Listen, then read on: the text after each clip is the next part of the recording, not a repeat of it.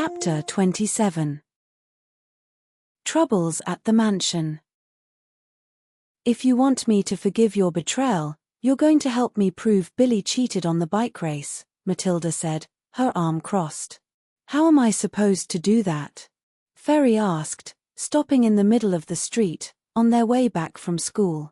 It means you need to go to Billy's home, find his bike, and then find the object which made his bike fly. Matt, you do know that bikes can't fly, don't you? Matilda frowned. Of all people, I thought you would believe me, she said in a low voice. Fairy's voice turned softer too. I do believe you. If you say you saw something strange, I believe you. Then help me prove it, Ferry. I want to teach Billy Pride a lesson, once and for all. But you know Billy hates me. I can't even come close to his home. The girl smiled, a cheeky glint sparkling in her eye. You can't. But your mother can. It was easy to persuade his mother. Saturday morning, she had to help at the Pride Mansion for a big party they were throwing. Ferry promised to lend a hand and behave, though sneaking around for a mysterious object wasn't exactly model behavior. The mansion sat on the town's outskirts, its reputation known far and wide. The path from the imposing iron gates to the mansion seemed endless, lined with towering poplars that seemed to hold up the sky. Ferry walked beside his mother, taking in the grandeur of the estate. The mansion itself was an old building, boasting intricate architecture. At the entrance, two majestic lions stood guard on tall pedestals. The property sprawled over thousands of acres of large gardens, a labyrinthine maze, and sunny hills where Mr. Albert Pride's business partners enjoyed outings each summer, of which not much was known. Inside, the grand hall leading to the ballroom greeted them with a crystal chandelier that dominated the space. The room was the heart of lavish parties, with marble floors, towering paintings, and a grand staircase leading to the upper floors. Yet despite its grandeur, the hall felt cold and empty, a place for ceremonies, not warmth and family. And then, there was the third floor. The third floor of the Pride Mansion was a place shrouded in whispers and locked doors. No one was ever allowed up there, not even the staff who claimed to hear faint, eerie whispers drifting from behind the heavy wooden doors. Dusty portraits with cracked eyes lined the staircase, and the air itself seemed thicker, charged with secrets. Some said it was cursed. Others believed the third floor held the mansion's most precious treasures, of which no one knew nothing about, anyway. But one thing was certain, there was something strange happening up there. Ferry couldn't shake the pull of the third floor. From the moment he arrived at the Pride Mansion, his eyes kept drifting to the staircase that led up to that forbidden place. The hush of the hallways only made it worse, the way even the light seemed to falter as it climbed the steps. Yet Ferry felt a quiet thrum of energy as he watched at the foot of the staircase. He was sure he could hear whispers up there. Soft, broken tones that vanished if he turned his head. The door at the top seemed to breathe in the darkness. He knew he shouldn't. He knew he mustn't. But he promised to himself that one day he would break the shroud of secrets, once and for all. Eileen's job was to clean the guest rooms on the second floor. Be careful not to break anything, she warned Ferry. If you do, it will cost your father his wage for a year. You'd better play outside. Ferry was happy to oblige. He could search for Billy's bike, since Billy was probably still sleeping. Finding a bike in such a big place turned out to be quite a challenge. The boy went out to a large terrace where he saw a table surrounded by wicker chairs which led to a beautiful garden filled with flowers planted in perfect symmetry. The shrubs were trimmed to look like fantastic animals. Beyond the garden, Ferry discovered walls of foliage, cut in straight lines. Several corridors led to unknown places. The maze. He would have loved to explore it. Then he remembered he was there for something else. He looked for a door to the basement, thinking that might be where Billy kept his bikes. He went down the first stairs he found, but they didn't lead to a basement, at least not like the one at home. It was a game room. Massive leather armchairs surrounded a pool table, and small tables with built-in ashtrays were placed near every armchair. His feet sank into the softest carpet he'd ever walked on. The walls were adorned with paintings of blending shapes and colors in which he couldn't find a meaning. Ferry didn't have time to marvel at the room because he could hear voices and footsteps coming closer. He quickly hid behind an armchair. A man and a woman came in. Ferry recognized the man. It was Billy's father, Albert Pride. He wore a perfectly fitted grey suit and leather shoes that looked like black mirrors. The woman was much younger. She had long, blonde hair falling to her shoulders. She wore a white silk robe, and her hands were trembling as she puffed on a cigarette. Dark circles were growing around her brown eyes. Ferry guessed she must be Mrs. Julia Pride, Billy's mother. "Albert, I can't take it anymore," she said in a tired voice. "He's being rude, and he always does as he pleases. He never listens." Billy's father listened to her in silence. He lit a cigar and threw himself into an armchair across the room. "He leaves the house whenever he wants, without even asking permission. He spends all day with that chubby boy who's a bad influence. And he comes home late, sometimes even after dark." "I'll talk to him," Mr. Pride said in a deep voice. "It won't help," she raised her voice. "You've talked to him before and nothing changed. He behaves for a day or two, and then he starts all over again. He doesn't do much at school either. Miss Summer, his teacher, told me he acts like he deserves and owns everything. So what do you suggest?" Mr. Pride asked with a sigh. "Why can't we send him to a boarding school? It would be better for him. For all of us." Mr. Pride stood up. He didn't look calm anymore. "I won't do that, Julia. Please, don't insist," he said with his jaw clenched. "Why?" "I don't understand," she said softly, tears filling her eyes. "I don't want him to become a cold, heartless person living under strict rules among strangers," he replied. "But he already is a cold, heartless person," she shouted. Then she collapsed into the armchair, sobbing.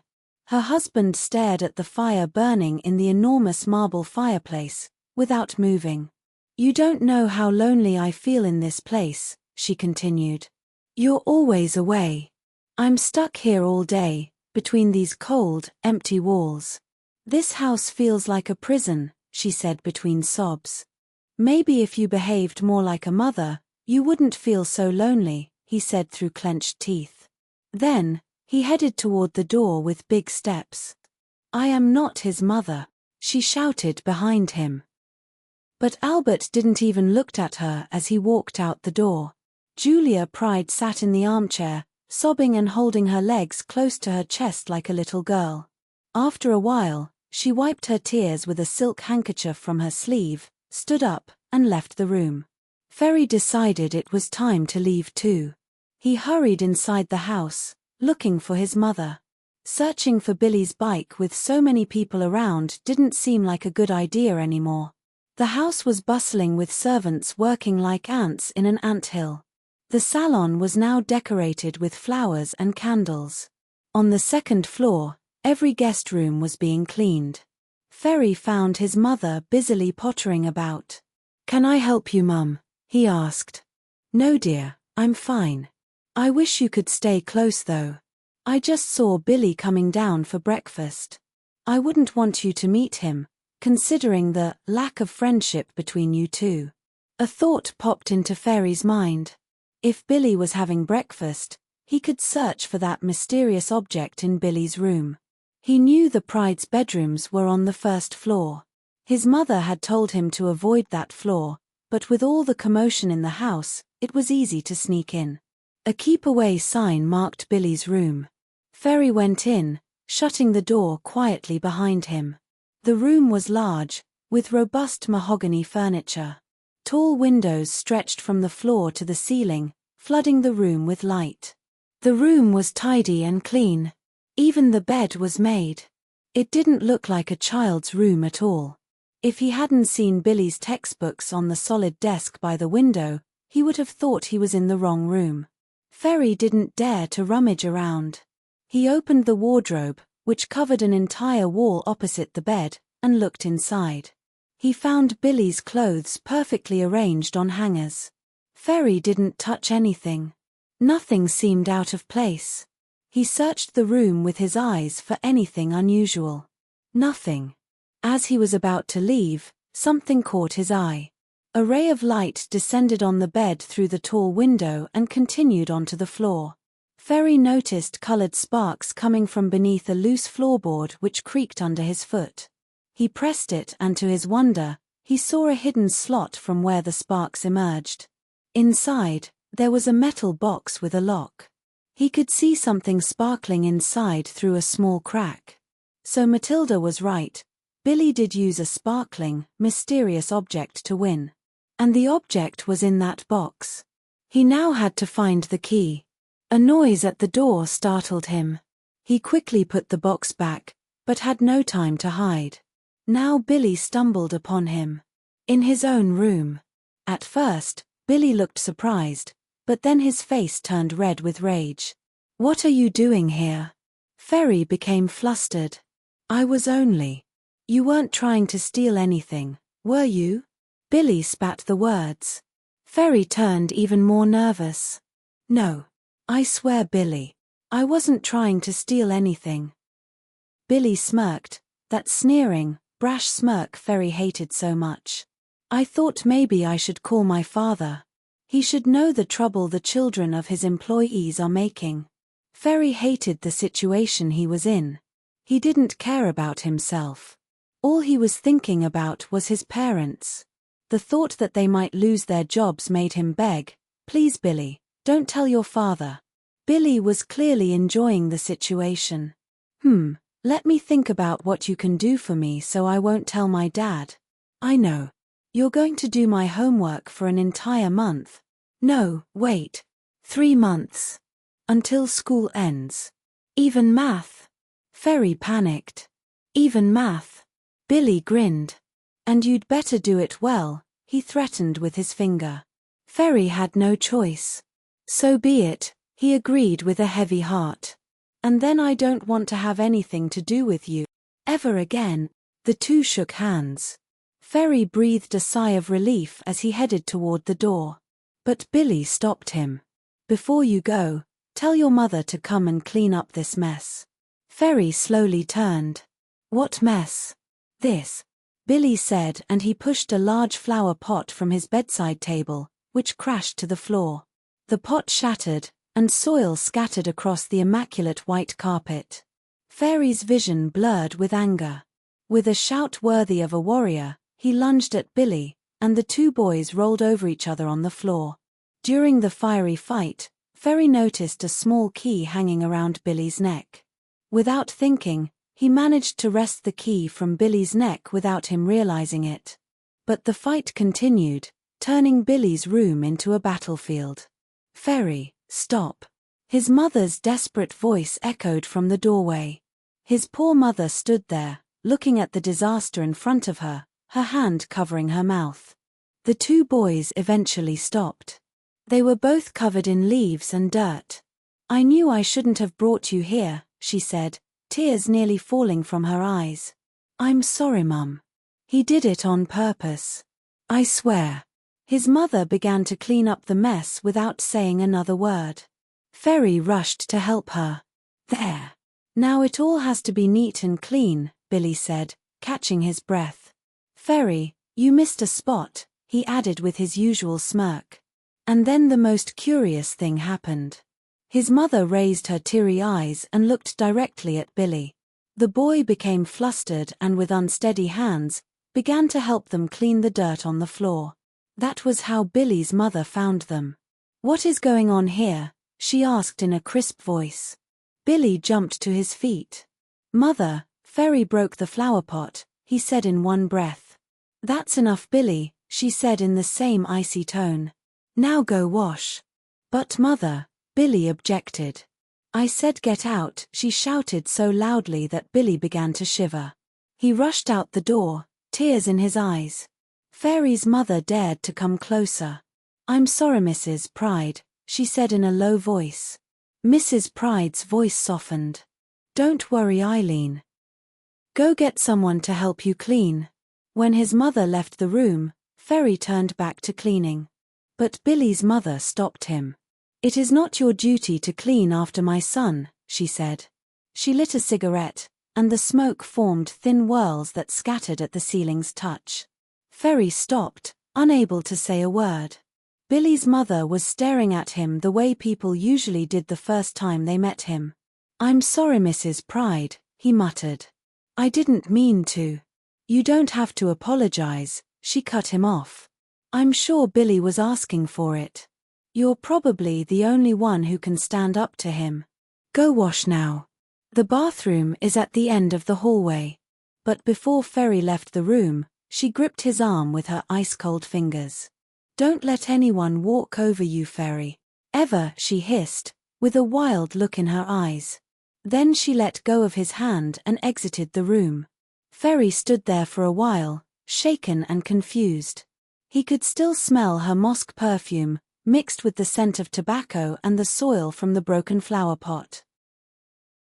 In the following days, Billy Pride avoided him. It was obvious. Billy wouldn't even look at him. When Ferry asked him about their agreement, Billy muttered something about not trusting him to do his homework, anyway. What did you do to Billy? He's been so, not himself, Matilda wondered. Nothing, Ferry replied, deciding to keep the incident at the Pride mansion to himself. What are we going to do with that box you saw? I'm sure that's where he keeps that object. I don't know, Matt. But isn't it enough that we know he cheated? No, it's not, she protested. I'm not letting go until he admits he cheated. In front of everybody. Ferry sighed. Matilda could be so stubborn sometimes. Still, he was happy his father hadn't found out about his fight with Billy. He was surprised Billy hadn't told his father anything. Maybe he didn't find the mysterious object that day at the Pride mansion, but he did discover that even Billy Pride had a heart. What's on your mind, Ferry? Ben asked. They were doing their homework in Ben's room, as usual. How can you stay inside on such a beautiful day? Ferry asked instead. Well, I like being outside, but sometimes I find it hard to concentrate. Lately, I can barely concentrate, anyway. Why? Ferry wondered. There's a funny thing going on each time I look at your drawing, Ben said, getting up from his desk. The one you gave me as a Christmas gift.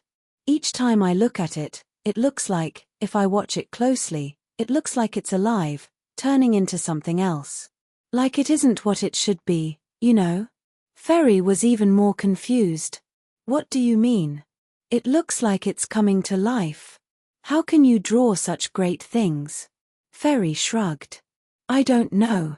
Each time I draw, it's as if someone else guides my hand. Ben's eyes went wide. Like someone controls you? You mean like possessed? Ferry fidgeted. He didn't like talking about his peculiar nature. After all, Ben was the cleverest boy he knew. Something like that, only I am aware of it. But now I can't draw anymore. It just stopped, he said with a sigh. But why? Asked Ben. I don't know. I just couldn't anymore. It's like this talent vanished. That's strange, Ben said, lost in thought. But Ferry didn't have time for Ben's theories. He gathered his books from Ben's table under his friend's puzzled gaze. What are you doing? He asked. I can't possibly concentrate here. I'm going to study outside. Are you coming? Ben sighed. I can't. I promised my sisters I'd play with them. I'm supposed to be the knight who saves them from the dragon. Izzy is the dragon. Ferry couldn't help but smile, imagining Ben wearing a silly costume, protecting the loud princesses from a lizard. Outside, the gentle sun caressed his face, making him feel warm inside and out. The explosion of green in the trees and shrubs was almost overwhelming. But his feet were leading him somewhere else, and soon, he found himself heading towards the forest. His raven was flying in big circles above him, but Ferry didn't mind. He stopped at the edge of the forest. The grass under his feet was thick, and Ferry threw himself on it. There were no clouds in the clear, high sky. In the distance, he could hear birds chirping while the trees undulated under a soft breeze. Ferry forgot about his books and studying. His school bag lay abandoned somewhere close. Even his raven stopped croaking and landed on a nearby branch. A pleasant numbness was taking him over, little by little. Maybe he would have fallen asleep if not for the sound of footsteps nearby. In the blink of an eye, he was on his feet. He could see someone coming toward him. His heart skipped a beat when he recognized the person. It was old Mrs. Cobbs, leaning on her cane, groping along a path. He stood still, hoping the old woman wouldn't see him. But her watery eyes focused on him as she came closer. She began to walk towards him, faster than Ferry would have expected. He still didn't move. The old lady was wearing a dark cloak, which made her look as bleak as a wandering ghost. When she was only a few steps away, she looked at him with her dingy eyes. She spoke to him in a dark, husky voice that gave Ferry the shivers. "It is happening again."